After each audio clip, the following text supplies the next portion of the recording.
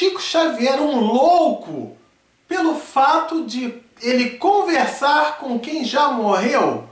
Será que a gente pode conversar com quem já morreu? Tá maluco? Você tá conversando com quem já morreu? Que história é essa? Né? Esse cara deve estar louco, ele está alucinado, dá uns remédios para ele, leva no psiquiatra. Será que devemos considerar, aí não só o Chico Xavier, mas uma pessoa ser considerada louca pelo fato dela conversar com quem já morreu? É sobre isso que vamos falar no vídeo de hoje. Casos do Chico Xavier, histórias do Chico Xavier, tá bom? Toda quarta-feira no nosso canal, Casos do Chico Xavier, e no final do vídeo eu vou colocar aqui uma playlist, uma coletânea só de vídeos com histórias do Chico Xavier, ok? Vou beber minha água aqui. Então, vamos lá. Essa história, ela consta no livro Lindos Casos de Chico Xavier. O autor é o Ramiro Gama. Vale muito a pena ler esse livro. E o título no livro é Segurança do Trabalho.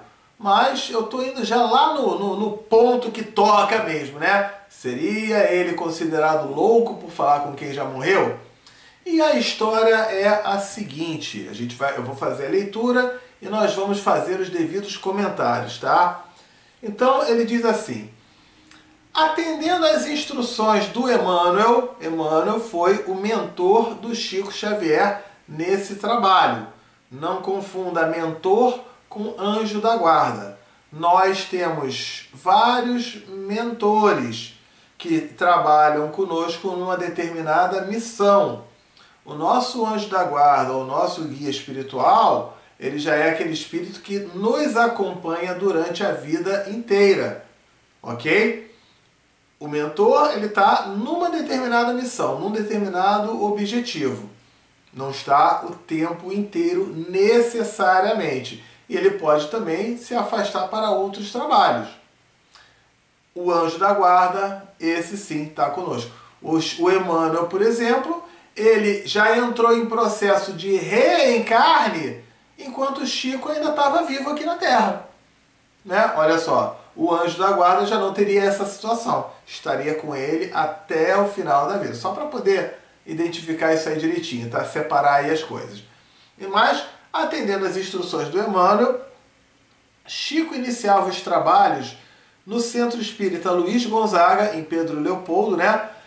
A cidade natal dele, às 8 da noite. E encerrava às 10 da noite, enquanto ele frequentava sozinho a instituição. O Chico abriu a casa espírita e durante um bom tempo a única pessoa que frequentava essa casa espírita era o próprio Chico Xavier. E ele ia lá, ele estava lá, sempre naquele dia e naquele horário. Isso já deixava as pessoas assim: esse cara está sozinho aqui, ele fica aqui sozinho, que coisa estranha, né? Vamos continuar. O Chico fazia a prece de abertura, orava, depois lia páginas do Evangelho segundo o Espiritismo, de Allan Kardec, e comentava em voz alta para os desencarnados. Eu estou colocando aqui na descrição, tá, o link do Evangelho no Lar. É um outro site que eu tenho só de Evangelho no Lar. Toda sexta-feira eu coloco um novo estudo do Evangelho no Lar para você. O passo a passo do Evangelho no Lar, o vídeo com o Evangelho no Lar, tá?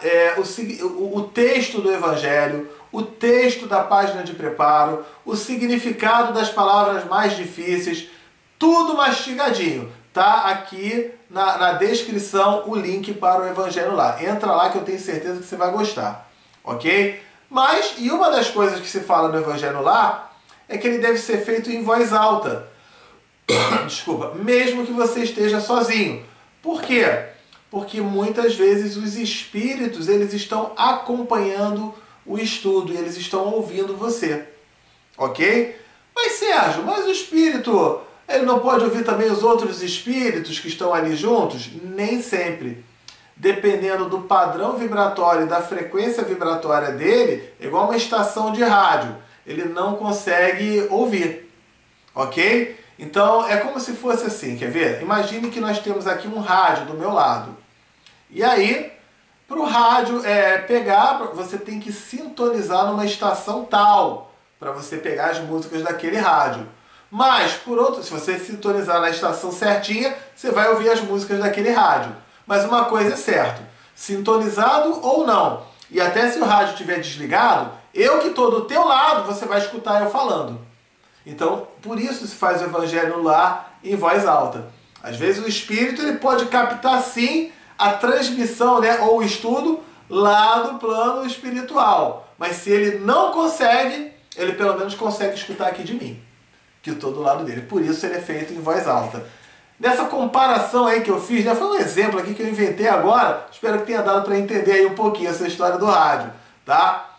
Mas vamos lá. Então, o Chico falando em voz alta, e as pessoas da família indagavam, né? Que coisa doida ele ficar falando sozinho, né?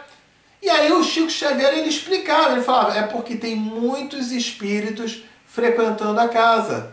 São espíritos que chegam desconsolados e tristes. E o Emmanuel, ele afirma que a obra da evangelização é necessária para todos, sem exceção, encarnados e desencarnados. Não podemos parar. E aí uma certa noite, uma senhora desencarnada, que morreu lá em Pedro Leopoldo, estava conversando com o Chico no salão do centro. E aí o Chico, né, aparentemente quem olhava para o Chico, via o Chico sozinho e conversando.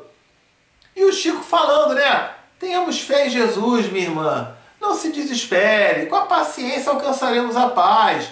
Né? Afinal de contas, sem calma, tudo vai acabar piorando. Com o tempo, a senhora vai ver, né, que tudo está certo como está. E era só o Chico falando. Quem olhava ali via assim, esse Chico tá doido, o cara tá sozinho ali, falando sozinho, conversando, né? A conversação prosseguia, quando uma das irmãs do Chico Xavier, escutando aquilo debruçada na janela, aí ela perguntou, né, em voz alta, ô Chico, você está conversando com quem? Aí o Chico fala, eu estou conversando com a dona Chiquinha de Paula. E aí a irmã do Chico fala, que história é essa? Dona Chiquinha já morreu. Aí o Chico fala, isso é o que você pensa. Ela está bem viva. Estava conversando com ele, né? A irmã do Chico, alvoroçada, ela saiu e começou a contar para todo mundo, né? Saiu contando para todo mundo o que estava acontecendo. O Chico deve estar maluco. E aí outras irmãs do Chico, outra falando, né? Tem que medicar ele, tem que socorrer ele. E outras irmãs, já com uma lucidez maior, falaram assim, né? Que o Chico estava trabalhando e ele estava fazendo correto todos os dias. E aí veio uma questão, né? Seria justo dar por louco um irmão que é amigo e que é útil? Você vai dar por louco a pessoa que só faz o bem, que só ajuda, né? Que é caridosa. Peraí, o que será que é essa loucura ou não, né? Então, ficou estabelecido em família que enquanto o Chico estivesse firme no seu trabalho, fazendo bem, praticando coisas boas, ninguém ia considerar ele um alienado mental. Desse modo, o Chico costumava dizer que o trabalho de cada dia, com a bênção de Deus, tinha sido para ele a melhor segurança, né? Quando questionavam a sanidade mental do Chico Xavier, por ele conversar com quem já morreu, o pessoal via, peraí, primeiro, ele vive praticando bem. E aí vem uma outra grande questão também, né? Muitas vezes, quando você conversa com aquele espírito, ele te dá sinais e te dá prova de que é mesmo aquele ali. Isso é um fato. Eu vou contar para vocês uma história que eu vivenciei, no caso com a minha mediunidade, que está longe de ser igual à mediunidade do Chico, e isso foi de um primo meu que desencarnou nos anos 90, num acidente de carro, em Portugal, quando ele tinha se formado na Marinha, que vai fazer aquela viagem de ouro, tá?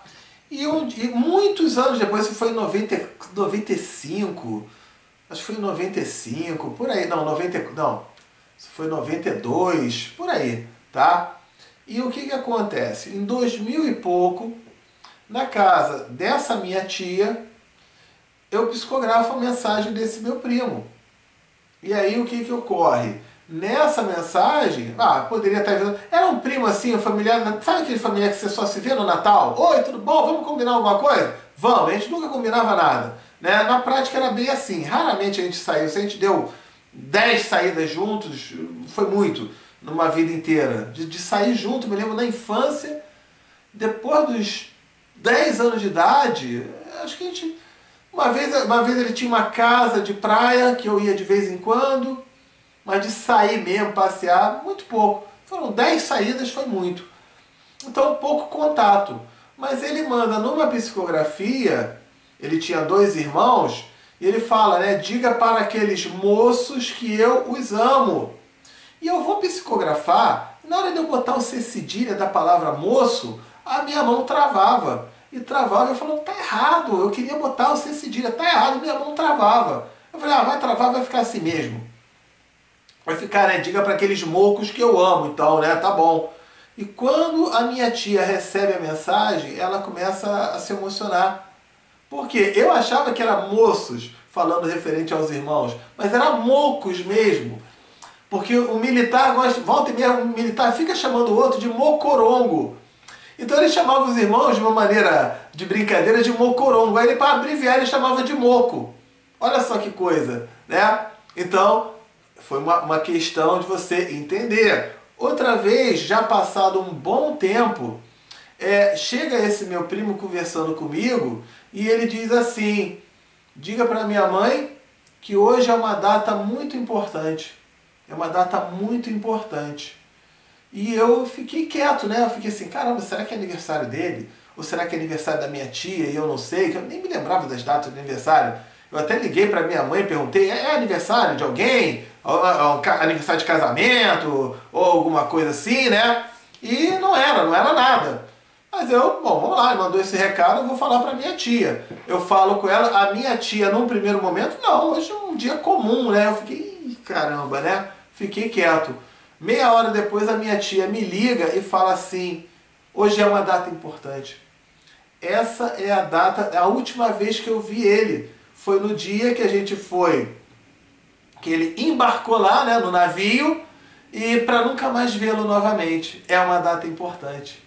Então, muito cuidado quando alguém fala também que está vendo alguém ou não, porque tem gente que é espertalhão, tem gente que quer adquirir a tua boa fé para se aproveitar de você, às vezes querer ganhar um dinheiro em cima de você. Cuidado com isso também, tá? Tem muita gente que se diz que é médium e que na verdade é espertalhão, ou às vezes é até médium sim, e está recebendo informação de espírito brincalhão aí, tá? Tem que ter o cuidado, mas nesse caso que eu vivenciei com o meu primo, você vê, ficou muito claro que eu não estava conversando, falando com as paredes. E no caso do Chico Xavier, mais ainda, né? Pelo amor de Deus, eu sou muito pequenininho do lado do Chico Xavier, né? Então é uma história aí para a gente poder entender, analisar. E se você ouve vozes, pense até que ponto não seria uma mediunidade antes de você categorizar como loucura, ok? Faz um contato com a gente. Você quer o meu WhatsApp para conversar sobre isso? Ó, 21, o meu WhatsApp do Brasil, 21 99 247 5631. Vou repetir, 21 99 247 5631. Se você quiser conversar sobre isso, trocar uma ideia, a gente pode conversar também, no que a gente puder ajudar, estamos aí às ordens. Combinado então? Por hoje é isso, conforme prometido aqui, ó, playlist, um monte de histórias do Chico Xavier. Amanhã tem mais vídeo aqui no nosso canal. Fique com Deus, tchau, tchau!